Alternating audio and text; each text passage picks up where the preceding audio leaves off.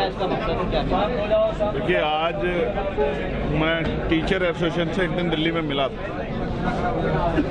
AMU से, देश से जुड़े कई विषयों पे मेरी उनसे चर्चा हुई और आज मैं उनके द्वारा मुझे यहाँ सम्मान समारोह के कार्यक्रम में बुलाया, गेट टुगेदर में। मैं उनके लिए उस पूरी एसोसिएशन का और सभी टीचर्स का धन्यवाद करता हूँ। कुछ विषय हैं जिन पे बात होनी चाहिए। आज काफ़ी उन विषयों पे चर्चा हुई और उम्मीद है कि ये विषय कल की ताकत बनेंगे और मैं ये विश्वास दिलाता हूँ एएमयू के साथ, एएमयू से जुड़ा कोई भी विषय होगा, चाहे वो पार्लियामेंट पर, सड़क में, मैं एएमयू के साथ खड़ा हूँ।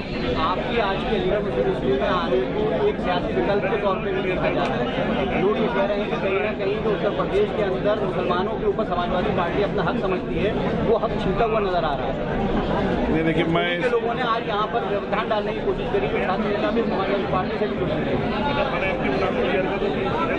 जंग में कागजी अफदाद से क्या होता है, हिम्मत लड़ती है तादाद से क्या होता है। देखो, इन सब चीज़ों की फिक्र करेंगे। पहली बात तो मेरी लड़ाई उनसे नहीं जिनका आपने जिक्र किया, मेरी लड़ाई उनसे जो सत्ता में बैठे और उन्हीं से अपने लोगों के अधिकारों का प्रोटेक्शन करना, अपने लोगों को सम्मान का जीवन दिलाने के लिए लड़ना पड़ेगा।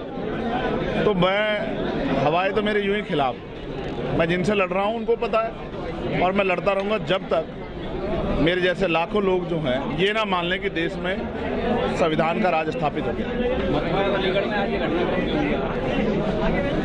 ये मेरे हाथ में नहीं। इसका जब सवाल आपको उत्तर प्रदेश पुलिस से और उत्तर प्रदेश की सरकार से पूछना चाहिए। ये मैं फिर कह रहा हूँ, उनसे ही पूछो, आप पूछो कि एक जब मौजूदा सांसद जो है सुरक्षित नहीं है, उसकी गाड़ी पे हमला होता तो आम जनता क्या हाल है। सवाल क्या पूछ रहा था? मेरी उससे बात नहीं हो पाई। आप पूछ के बताना क्या सवाल कह रहा था। आरएसएस और बीजेपी की बात कर रहे थे।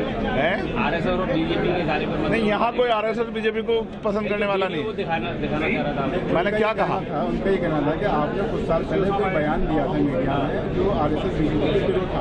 ये एआई का युग है, ये एआई का युग है। यहाँ तो आपको भी नहीं पता कि आप सवाल क्या पूछें और आप चला क्या दें। आप समझते हैं ना आज के युग को। ये है, संपल में जो मस्जिद है उसकी मरम्मत का काम की इजाज़त दी गई और भी रोजे स्टार्ट हो गए हैं और लाउड स्पीकर भी हटवा दिए गए हैं। तो रमजानों में अजान होती है और मरम्मत भी नहीं की जाती है, इसके बारे में क्या कहना है? ये आप खुद ही समझो कि भारत धर्मनिरपेक्ष देश है जहाँ संविधान सर्वोपरि है और वो आर्टिकल 25-26 ही आज़ादी देता है कि सभी धर्मों को अपने आयोजन करने का अधिकार है और अपने धार्मिक मान्यताओं के साथ खड़े रहने का, उनके साथ आगे बढ़ने का अधिकार है। लेकिन क्या आज धर्मनिरपेक्षता पर हमला नहीं हो रहा?